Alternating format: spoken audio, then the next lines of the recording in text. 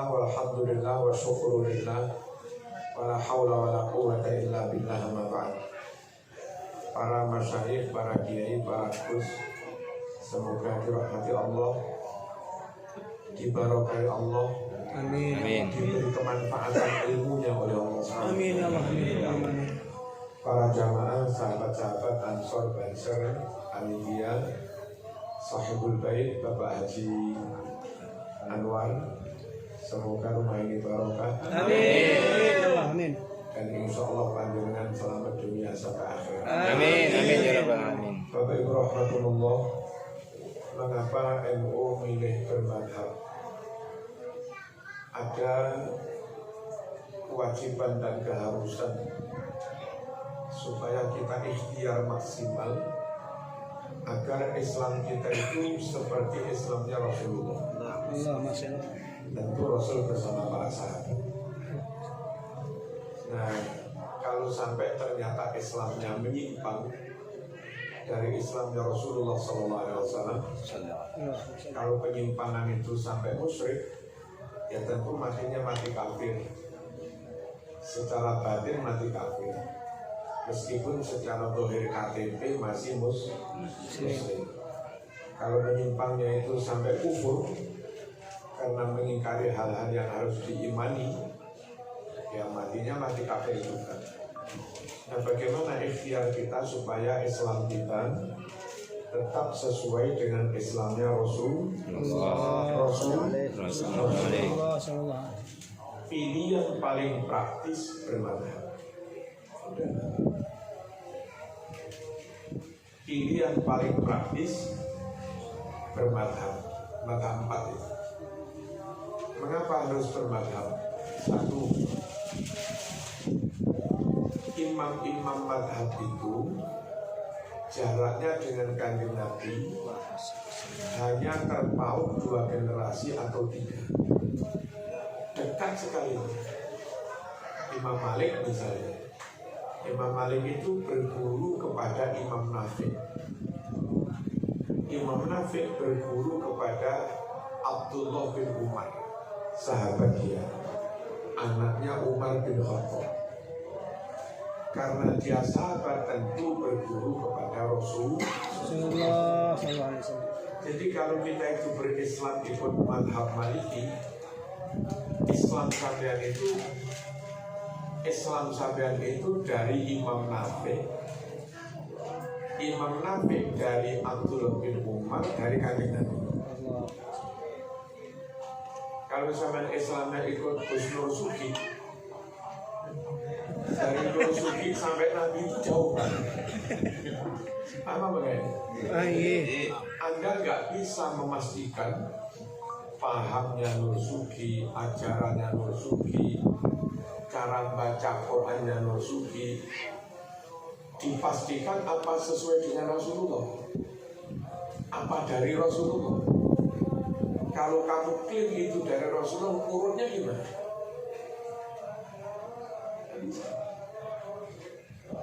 Kenapa Rasulullah syahadat salat asyhadu alla ilaha illallah begini? Kok nggak begini-begini? Saya ikut madhab Malik. Nah, Imam Malik kok begini? Dari gurunya Imam Nafi'. Imam Nafi' kok begini? Dari gurunya Abdullah bin Umar. Dia dari mana? Dari Rasul. Halo, jangan emosi. Harus bermadhab. Kemungkinan adanya penyimpangan kalau ada, kecil sekali. Kalau ada. Kemungkinan adanya pemalsuan kalau ada, kecil sekali.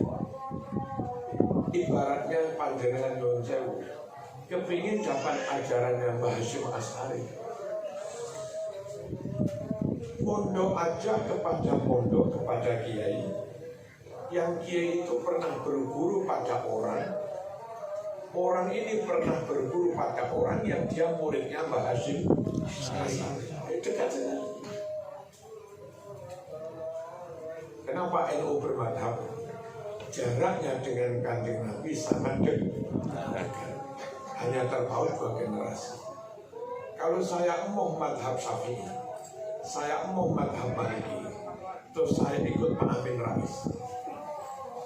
Terlepas benar apa salah urusan kami nggak tahu. Tapi jaraknya Pak Amin Rais sekarang hidup sampai Nabi itu loh jaraknya 1444 tahun. Ini kan tahun baru. Sulit mas memastikan ajaran yang dari Nabi terpaut 1400 tahun lebih, lalu kau klaim ini asli, ini sesuai. Gimana klaimnya? Jaraknya saja 1400 tahun.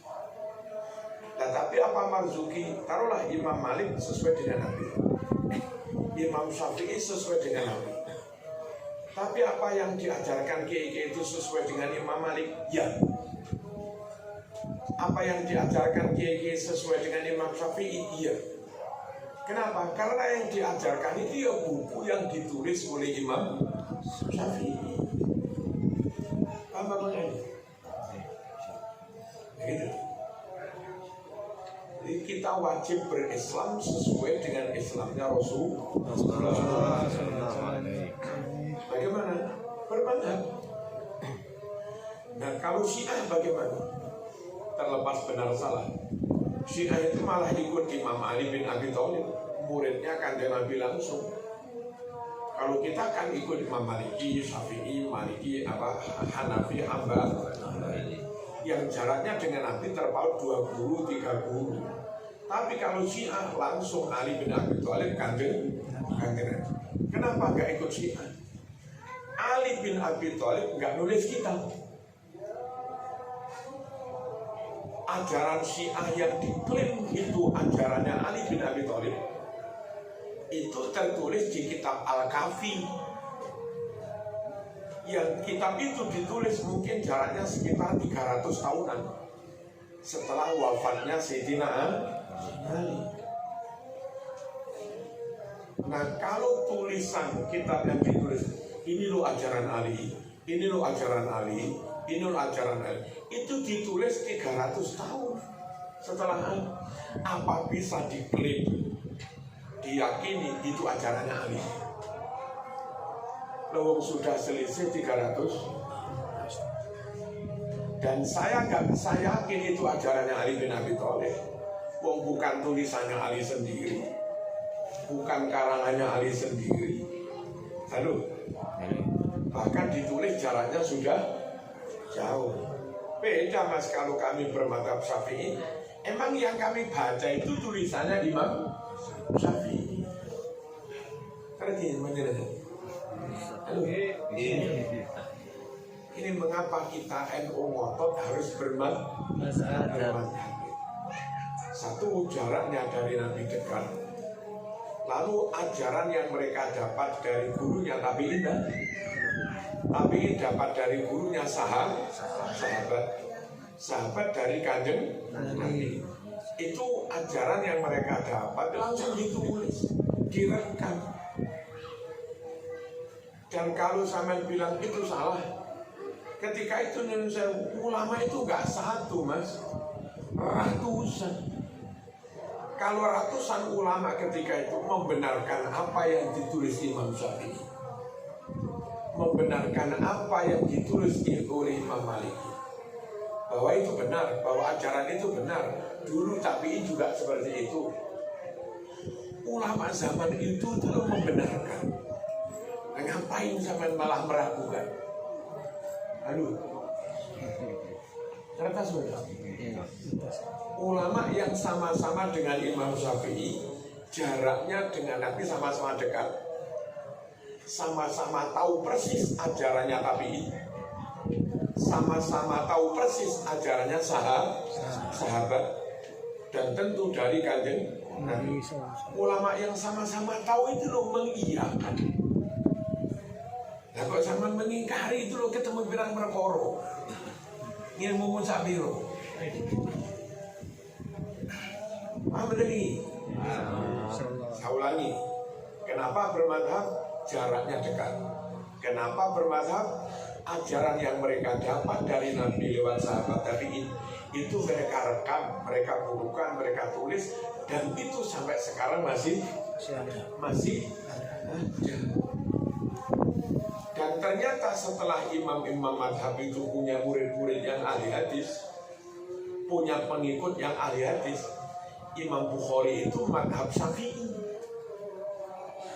Imam Muslim madhab Syafi'i, Imam Bayhaqi madhab Syafi'i. Setelah banyak murid-murid yang ahli hadis dan mereka meneliti hadis, ternyata apa yang difatwakan oleh imam mazhab itu sama dengan hadis yang mereka teliti itu. Imam Syafi'i berfatwa iftitah kabiro walhamdulillahi katsiro. Hadis Sahih Muslim nomor 630 juga mensunahkan iftitah kabiro walhamdulillahi katsiro. Imam Syafi'i pakai basmalah. Imam Bukhari mencari hadis, meriwayatkan hadis. Hadis riwayat Imam Bukhari 3451, Nabi juga pakai basmalah. Imam Syafi'i menfatwakan kunut. Hadis Bukhari nomor 1001 juga mensunahkan kunut. Aduh, Imam Syafi'i tahiyatnya illallah, nggak begini-begini. Sahih Muslim yang ahli hadis pengikut Imam Syafi'i juga meriwayatkan juz 1 halaman 408 tahiyatnya Nabi juga begini, tidak begini-begini. Imam Syafi'i menfatwakan baca jamaah wiridan, dibaca keras. Hadis Bukhari juz 2 324 juga meriwayatkan Nabi sahabat berwirid dibaca keras. Pengikut Imam Syafi'i baca jamaah salaman. Bahkan kalau imamnya ulama besar Habib Lutfi misalnya, salaman cium tangan. Hadis Bukhari 4377 juga meriwayatkan dulu sahabat setelah sholat kepada Rasul juga cium tangan. Pegang itu tangannya Rasul lalu mereka usapkan ke wajah mereka. Paham ya? Insyaallah. Terus kalau zaman nggak bermadhab itu lo ketemu pirang perkor. Kalau alasan sampean nggak cocok dengan hadis Bukhari, Bukhari itu lo pengikutnya Imam Syafi'i. Dan setelah meneliti hadis, ternyata hasilnya ya sama dengan yang difatwakan oleh Imam Syafi'i. Yang ketiga, Bapak Ibu rahimakumullah, berislam itu harus merujuk ke madhab. Karena mengapa?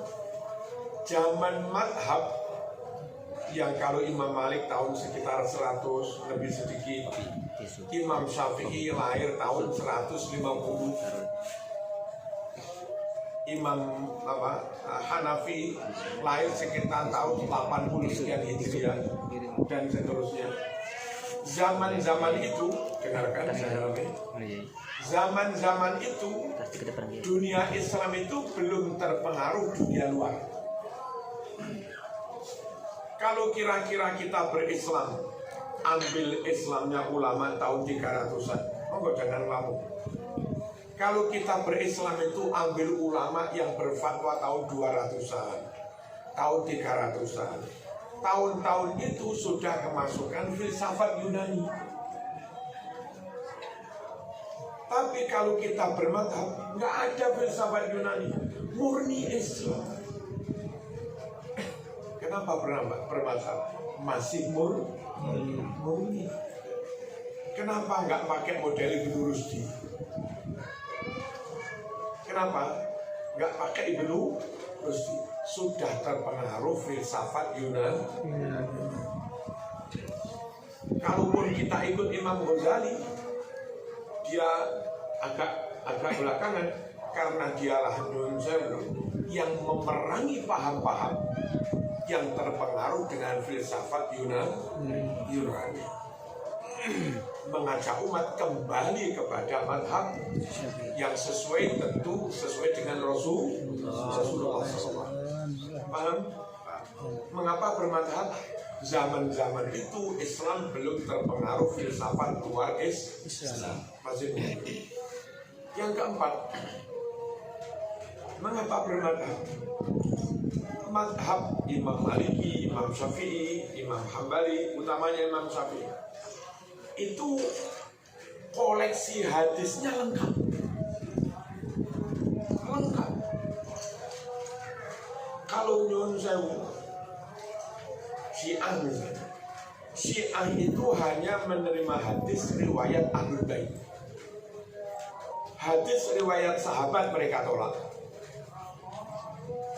Padahal terlepas itu riwayat Ahlul Bait, riwayat sahabat, semuanya kan sabda Nabi kan. Kalau ada golongan menolak riwayat sahabat, yang ditolak itu sabdanya Kanjeng Nabi. Nggak benar berislam model Syiah itu. Hanya menerima hadisnya Ahlul Bait, menolak ribuan hadis riwayat sahabat. Padahal itu sabdanya Rasulullah. Bang bener ini? Halo, paham? Insyaallah. Juga jangan khawarij. Kenapa? Khawarij itu menerima hadis riwayat sahabat, tapi menolak hadis riwayat Ahlul Bait. Padahal meskipun itu riwayat Ahlul Bait kan juga sabdanya Kanjeng Nabi. Yang Quran berpesan wa ma ataakumur rasul fakhudhu wa ma nahakum anhu fantahu. Ajaran apapun yang disampaikan Rasul padamu, ambil semua. Pendek kata, asal sahih. Gak boleh ada ajaran Rasul yang dibuang, diingkari gak boleh. Nah, Syiah mengingkari sabda-sabda Nabi riwayat sahabat. Khawarij mengingkari sabda-sabda Nabi yang riwayat Ahlul Bait. Bandingkan dengan Ahlus Sunnah. Imam Syafi'i misalnya. Imam Syafi'i hafal 100% hadis yang dikoleksi oleh Imam Malik di kitab Muwatta. Dan diterima asal sahih. Padahal itu 100% riwayat sahabat.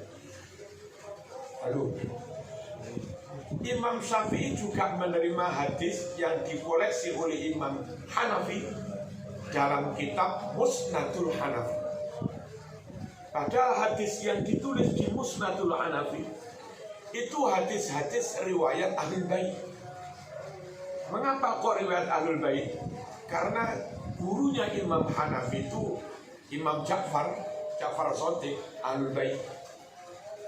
Imam Ja'far Shadiq dapat hadis itu dari bapaknya Imam Bakir juga Ahlul Bait. Imam Bakir dapat hadis dari abangnya Imam Ali Zainul Abidin, cicitnya, buyutnya Kanjeng Ahlul Bait. Imam Ali Zainul Abidin dapat hadis itu dari abahnya Imam Husain As-Syahid yang dibunuh di Karbala.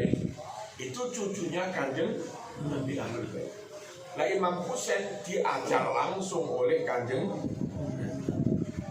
Hadis yang ditulis oleh Imam Hanafi di kitab Musnadul Hanafi, riwayat Ahlul Bait, oleh Imam Syafi'i sama sekali tidak ditolak. Asalkan sahih. Paham ini? Insyaallah. Imam Syafi'i untuk antisipasi barangkali ada hadis yang kelewatan, baik dari Ahlul Bait maupun yang dari sahabat. Barangkali ada hadis yang kelewatan, Imam Syafi'i masih mencari guru lagi yang bisa menghubungkan dari Imam Syafi'i sampai Kanjeng Nabi. Siapa itu? Imam Waqi'. Itu gurunya Imam Syafi'i. Imam Waqi' berguru pada top-topnya tabi'in. Top tabi'in yang paling top. Siapa? Imam Hasan Basri. Imam Hasan Basri berguru kepada sahabat Abdullah bin Mas'ud dari Kanjeng Nabi. Paham? Yang kebetulan kalau yang hadis yang dikumpulkan Imam Syafi'i itu kebanyakan kok Imam Syafi'i, Imam Malik yang juga diterima Imam Syafi'i itu hadis-hadisnya sahabat yang berdomisili di Madinah. Hadis-hadisnya yang ditulis oleh Imam Hanafi kebetulan dari para ahlul bait yang ketika itu banyak hidup di Irak lah kalau sekarang, Irak, Iran, Kufah.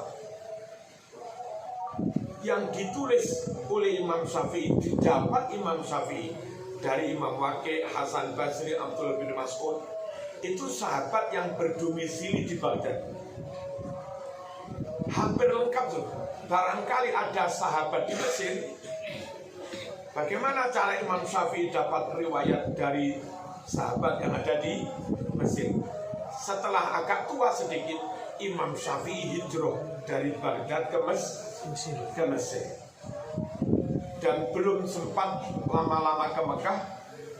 Akhirnya Imam Syafi'i pesan pada muridnya Imam Ahmad bin Hanbal, maka supaya kalau dapat hadis baru yang lebih sahih, supaya Imam Ahmad menginformasikannya kepada Imam Syafi'i.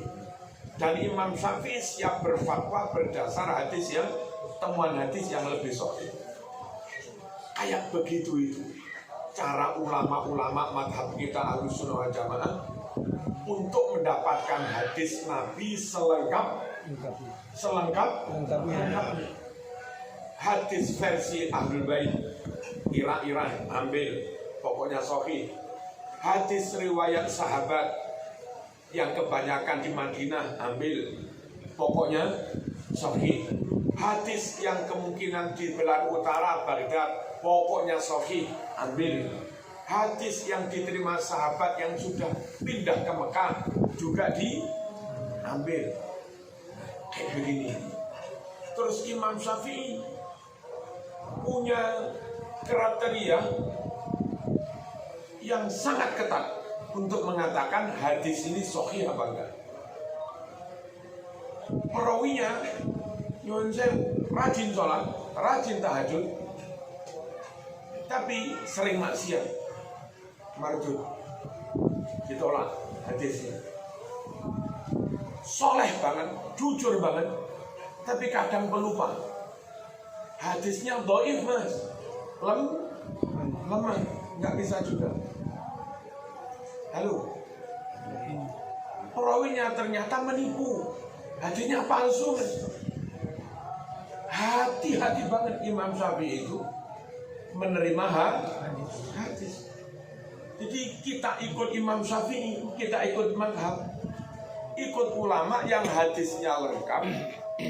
Bukan hanya lengkap, verifikasinya ketat, pemilahannya sangat ketat. Kalau nggak sahih enggak. Makanya di kitab Ar-Risalah tulisannya Imam Syafi'i, Imam Syafi'i dawuh, "Idza sahhal hadis fa huwa madhhabi." Asalkan hadis itu sahih, itu madhab saya. Benar, sama kalau nggak mau madhab utamanya madhab Syafi'i, mau berislam model apa lagi? Salahkah Imam Syafi'i yang berkomitmen hadis harus selengkap-lengkapnya? Salah? Salah? Salahkah Imam Syafi'i yang punya prinsip hadis harus sahih? Salah? Salahkah berislam ikut ulama yang jaraknya dengan Nabi sangat dekat? Salah? Makanya dari dulu NU sejak zaman Mbah Hashim memutuskan diri ikut ya karena begitu-begitu. Allahumma shalli ala sayyidina Muhammad. Lalu kenapa juga bermadhab? Semua madhab itu alimun wa amilun. Imam-imam madhab itu top ilmunya dan juga top mengamalkannya. Kita kadang penceramah top ceramahnya, tapi nggak pakai wiridan, nggak pakai dilakon. Sengsara kewiridan ahli thariqah, nggak pakai alim. Yang rajin ibadah nggak pakai alim, nggak bisa mas diikuti fatwanya, mau nggak alim. Yang pintar tapi nggak mengamalkan, nggak bisa diikuti fatwanya. Wong khianat dengan ilmunya sendiri. Nah imam madhab itu ya alim ya amil. Apa itu? Menguasai ilmu dan sekaligus mengamalkan. Allahumma shalli ala sayyidina. Dan kalau soal loman, apa loman itu? Dermawan. Imam itu dermawan banget. Monggo dibaca di kitab Nasail Diniyah. Monggo dibaca di kitab Ad-Da'watut Tammah tentang biografi imam-imam madhab itu. Imam Syafi'i kalau Ramadan karena hafid Quran dan lancar, siang hatam, malam hatam. Mungkin beliau antara 5 sampai 6 jam hatam. Jadi Quran itu siang hatam sekali, malam hatam sekali. Kayak begitu imam-imam madhab. Terus lomannya apa? Dermawan. Itu Imam Syafi'i datang dari Yaman, bawa duit kalau sekarang mungkin miliar. Dia nggak berani pulang ke rumah ibunya di Mekah ketika itu sebelum uang itu habis, karena dia tahu ibunya mesti marah kalau pulang masih bawa duit itu. Jadi sebelum nyampe rumah dia bikin tenda. Dari dalam tenda itulah dia bagi-bagi duit sampai habis. Pulang minta maaf pada ibunya, maaf bu, uang saya habis, ibu gak kebagian. Apa jawab ibunya yang sama-sama dermawan, sama-sama zuhud, nggak mata duitnya. Ibunya jawab begini sambil megang cambuk, nah, andai kamu tadi pulang masih bawa uang, tak cambuk pakai ini. Untung uangmu sudah habis. Anaknya zuhud plus dermawan, ibunya sama saja. Ulama kayak begini loh yang kita ikuti. Nah kalau yang kayak begitu nggak kamu ikuti, kalau yang kayak begini nggak kamu ikuti. Cuman pengen cari imam yang kayak apa tadi? Halo, pengen cari imam yang kayak apa? Carilah tokoh yang alimnya melebihi imam mazhab. Cari tokoh yang ibadahnya melebihi imam. Terus Imam Hambali malam sholat sunahnya 300 rakaat. Udah nggak mandek. Nah kayak begini sama diajak bermadhab nggak mau, diajak ber-NU nggak mau. Terus maunya sama itu apa? Woi, ilmumu sepiro? Paham ya? Terus kalau memahami Quran harus ahli bahasa Arab, nahu soro balago mantek, bayan segala macamnya. Kalau memahami hadis harus ahli bahasa Arab. Imam Syafi'i itu jagonya ilmu bahasa.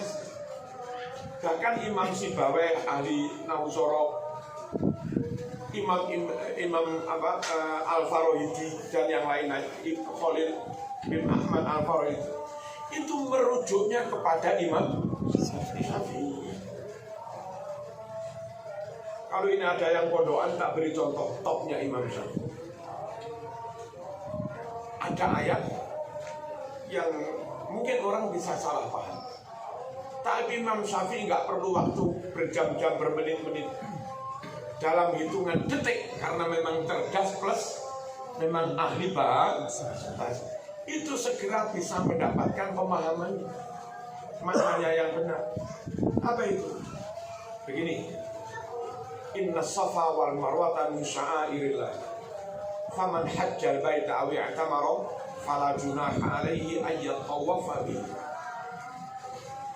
Barang siapa haji atau umroh, menurut letternya Quran ini, siapa haji atau umroh maka tidak dosa dia bersa'i antara Safa dan Marwah.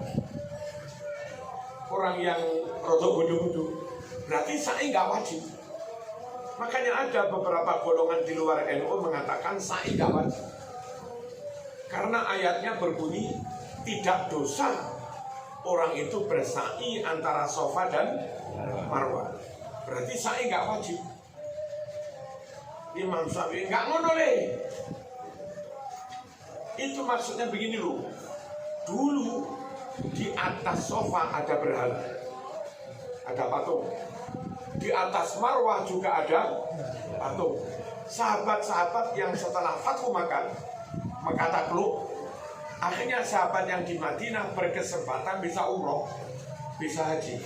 Nah, ketika akan sa'i, mereka enggan mau datang ke Safa. Enggan, kenapa enggan? Karena di atas Safa ada patung. Dari Safa mau ke Marwah juga nggak enak, karena di atas Marwah ada patung. Nah, Quran mengatakan saking wajibnya sa'i itu rukun haji umroh, saking pentingnya sa'i, nggak apa-apa, sa'i saja sudah. Mau ada patung, mau ada apa, nggak apa-apa. Kamu nggak apa-apa, nggak dosa, tetap sa'i mas, meskipun ada patung. Jadi kalimat nggak apa-apa, nggak dosa kamu sa'i, itu malah menunjukkan begitu wajibnya sa'i. Saking wajibnya sa'i, meskipun dikhawatirkan syirik ada patung, tetap ada.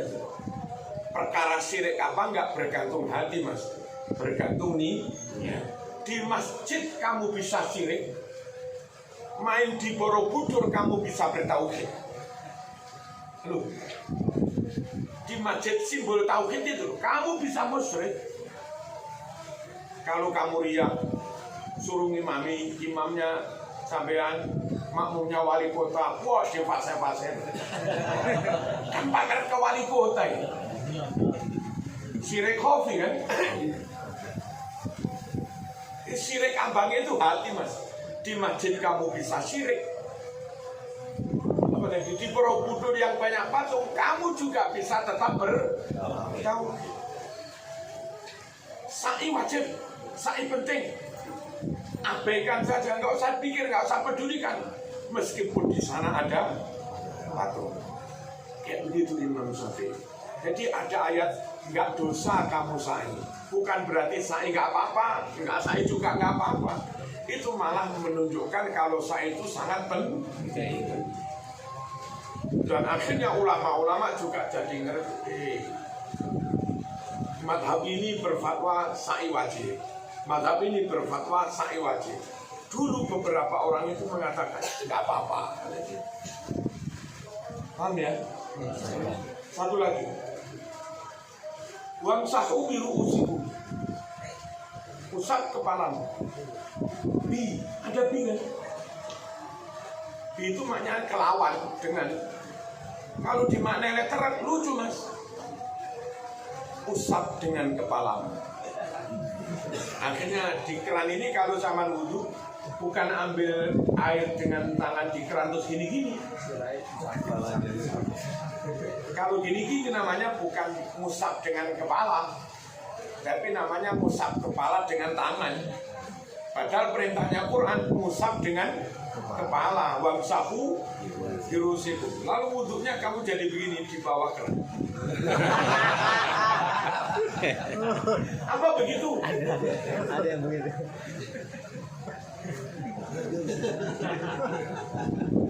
Kita kan sukanya terjemahan, letterlet. Ya. Apa terus mau begitu wudhunya? Itu dimaknai dengan nggak bisa mas. Masuk musab dengan kepala. Yang benar musab kepala dengan tangan. Bi dimaknai dengan nggak bisa. Lalu ada yang mengatakan bi itu zaidah, sama dengan tidak ada bi. Kalimatnya kayak wamsahu rusakum, usap kepalamu. Nah, karena bi dianggap tidak ada, lalu maknanya usap kepalamu, maka mereka berpendapat usap kepala harus semua, sampai kerumun mas.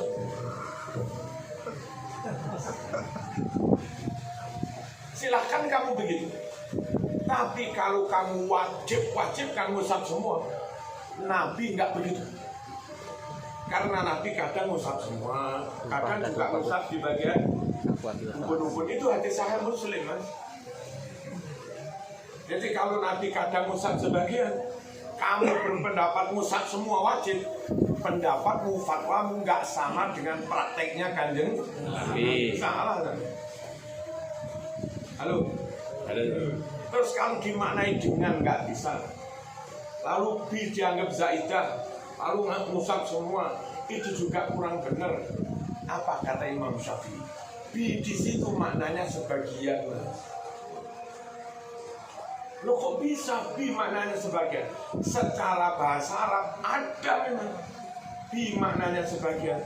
Bil basta'in wa anti awid al-siqi wa mislama wa min wa'an bi antiqi ala lil isti'la wa makna fi wa'an bi antajawuzan ana man qad fatan. Bil basta'in dengan huruf bi, makna pertama isti'anah dengan kelawan. Wa'ati dengan ba juga maknanya takdiyah. Zahaba hilang, zahababi menghilangkan. Itu namanya ba takdiyah muta'ad. Al-siqi maknanya ketemu. Marartu bi Zaidin, saya lewat, bukan lewat dengan Zaid. Saya lewat ketemu Zaid berpapasan. Itu bi ilsok. Wa mislama wa min wa'an, dan maknanya bi juga sama dengan maknanya min. Apa min itu? Sebagian. Wa minan nasi mayaqul, sebagian manusia ada yang mengucapkan begini. Kata Imam Syafi'i, wa msahu bi, itu bi maknanya sebagian.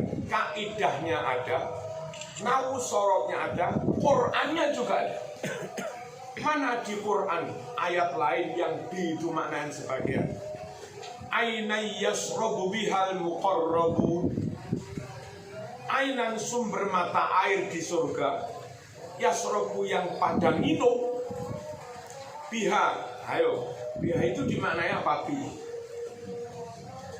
Minum dengan sumber, minum itu bukan dengan sumber, minum itu dengan gelas dari air sumber, mau minum dengan sumber. Padahal ayatnya itu biha. Lebih di sini kau maknai dengan nggak bisa, Mas. Terus kau maknai ba zaidah, lalu besok di surga penduduk surga itu minum semua air di surga. Kelempokan, Mas. Mau minum seteguk saja nggak akan haus selamanya. Kalau itu dimaknai apa? Kelawan nggak bisa. Dimaknai jadi zaidah nggak bisa. Yang benar dimaknai sebagian. Kelak di hari kiamat ada sumber mata air di surga pengawan, yang mana para ahli surga yang muqarrabun minum sebagian dari pengawan yang ada di surga. Jadi ainan yasrabu bi di sini maknanya sebagian. Di Quran ada, Mas, bi maknanya sebagian. Apa salahnya wamsahu bi maknanya juga usap sebagian kepala. Maka kita ikut Imam Syafi'i, ikut prakteknya Nabi, ngusap semua sah, malah sunnah, dapat sunnah. Ngusap sebagian juga sah, karena prakteknya Nabi seperti itu. Dan makna bi di sini maknanya sebagian. Itu contoh ahlinya Imam Syafi'i di bidang bahasa. Nah, kita ikut Imam Madhab. Kalau sampean kepingin Imam Madhab nggak salah memahami Quran Sunnah, imammu, imam kita, Imam Syafi'i ahli bahasa, orang Arab asli, ahli bahasa Arab, insya Allah nggak salah dalam memahami. Kalau sampean ingin sekali madhabmu yang memang dekat dengan Rasulullah, Imam Syafi'i jaraknya dengan Rasulullah sangat dekat. Kalau sampean kepingin ikut imam madhab yang hadisnya lengkap, sahih, Imam Syafi'i berkomitmen hadis harus lengkap dari semua sisi, dari semua sahabat, plus verifikasi pemilahan yang sangat ketat, yang nggak sahih nggak boleh. Kalau sampean kepingin Islam murni, belum pencampuran filsafat Yunani, zaman imam madhab Islamnya masih murni. Kalau sampean kepingin ikut imam madhab yang alim dan mengamalkan, ulama-ulama imam madhab yo alim yo mengamalkan.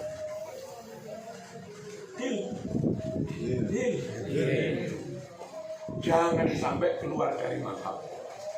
Dan di Indonesia organisasi yang resmi dalam ADART-nya menulis bermadhab, akidah Asy'ariyah Maturidiyah, fikih syariat boleh Maliki, boleh Syafi'i, boleh Hanafi, boleh Hambali. Thariqah menata hati, mendekatkan diri pada Allah, ikut Imam Junaid Al-Baghdadi, ikut Syekh Abdul Qadir Al-Jilani, ikut Abil Hasan Asyadili, ikut Imam Ghazali. Organisasi yang resmi dalam ADART-nya berbadan hukum ini menulis kayak begitu-gitu, Nahdlatul Ulama. Cari selain NU yang resmi menulis madhab-madhab. Halo. Kenapa merasuki NU? Karena NU bermadhab. Kenapa NU bermadhab? Ya karena itu tadi. Yang terakhir, khusus untuk Imam Syafi'i, Imam Hanafi top, Imam Hambali top, Imam Maliki top, Imam Syafi'i juga top. Tapi yang dihadiahkan Allah kepada bangsa Nusantara, Indonesia, Malaysia, macam-macam, itu madhab Syafi'i, Imam Syafi'i. Kenapa? Ada sedikit nilai lebih dalam diri Imam Syafi'i. Kealimannya imbang, sama-sama imam madhab. Tapi Imam Hambali itu Arab murni, Imam Maliki Arab murni, Imam Syafi'i itu punya kakek ke-6 apa ke-7, namanya Syafiq. Makanya dia disebut keturunannya Syafiq, namanya Syafi'i. Siapa Syafi'i itu? Syafi'i itu saudaranya Mbah Hashim, Mbah Yudnya Kanjeng. Jadi Imam Syafi'i itu mbah-mbahnya masih semarga, sekeluarga dengan Rasulullah, yang orang sekarang menyebutnya habaib itu dulu. Halo. Makanya warga NU di mana-mana itu mesti ya menghormati kiai, yang menghormati para habaib. Tapi habaib yang ahlu sunnah wal jamaah, kalau enggak ya enggak diikuti. Kenapa ciri NU kok mesti yang menghormati habaib, yang menghormati para kiai? Karena memang imamnya NU, Imam Syafi'i, dalam dirinya ada darah yang masih sedarah dengan sanak familinya Rasulullah. Clear? Ini baik.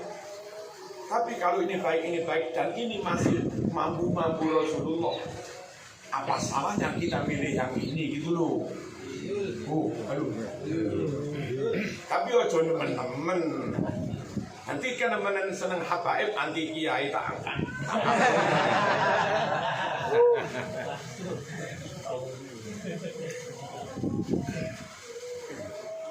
Kiai-kiai itu harus dipegangi karena mereka mewarisi ilmu dari gurunya, dari sahabat. Habaib juga harus dipegangi karena mereka mewarisi ilmu dari abjadnya, kakeknya, mbahnya, dari ahlul baik, juga dari Rasulullah.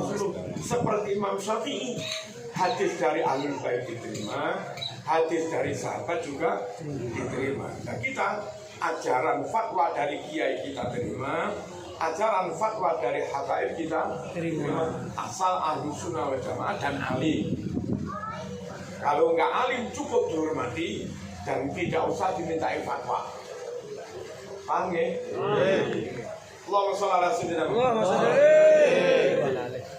Ya Rasulullah, salamun alaika rafi'an syani wal karami. Rasulullah, salamun alaika rafi'an syani wal karami. Al-fatayya jiratal alami ya uhailal judi wal karami. Ya Rasulullah, salamun alaika rafi'an syani wal karami. Al-jiranun bilal harami haramil ihsani wal hasani. Ya Rasulullah, salamun alaika rafi'an syani wal karami. Nahnu min qawmin bihi sakanu wa bihi min khawfihim aminu. Ya Rasulullah, salamun alaika rafi'an syani wal karami. Wa bi ayatil Qur'ani unufan hadith fina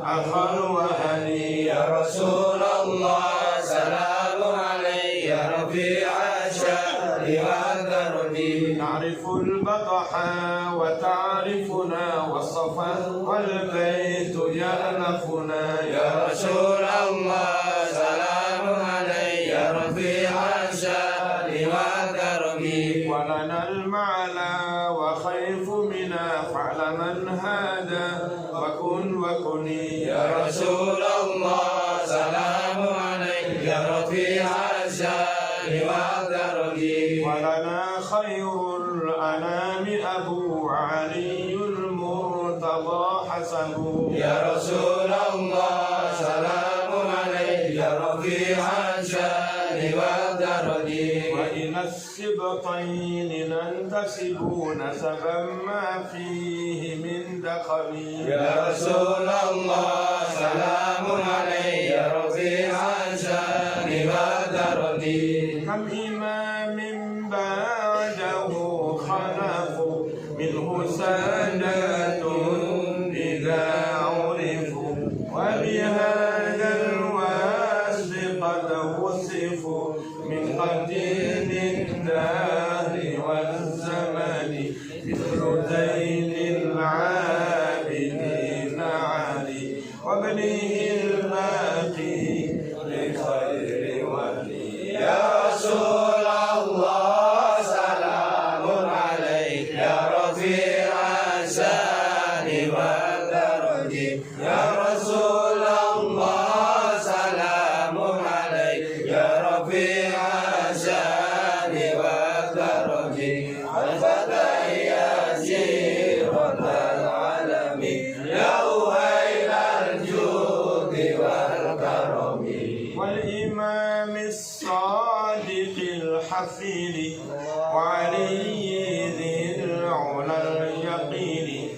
Fahumul qawmul ladhina hudu wa bifadlillahi qad sa'idu wa li ghayrillahi ma qasadu wa ma'al qur'ani fi qarani. Ya Rasulullah, salamun alaika ya rafi'an syani wal karami. Ya Rasulullah, salamun alaika ya rafi'an syani wal karami. Al-fatayya jiratal alami ya uhailal judi wal karami. Ahlu baitil Mustafa tuhuri hum amanul ardi fadabiri. Shubbihu bil anjumiz zuhuri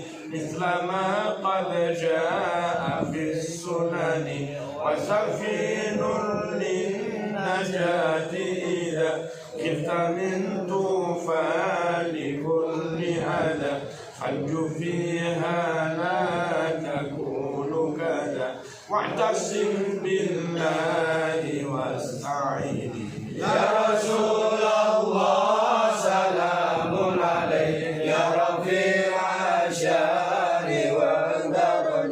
Ya Rasulullah salamun alaik ya Rafi'a syani wa darji Al-Fatah ya Jiratal alamin Ya Ruhayyan judi wal karam Rabbi fanfa'na bi barakatihim wa dinal husna bi hurmatihim Rabbi fanfa'na bi barakatihim wa dinal husna bi hurmatihim wa amisna fi tariqatihim wa mu'afatihim minal fitani Ya Rasulullah salamun alaik ya Rafi'a syani wa darji Ya Rasulullah salamun alaik ya Rafi'a syani wa darji Al-Fatah ya Jiratal alamin ya Ruhailal judi wal karami Subhana rabbika rabbil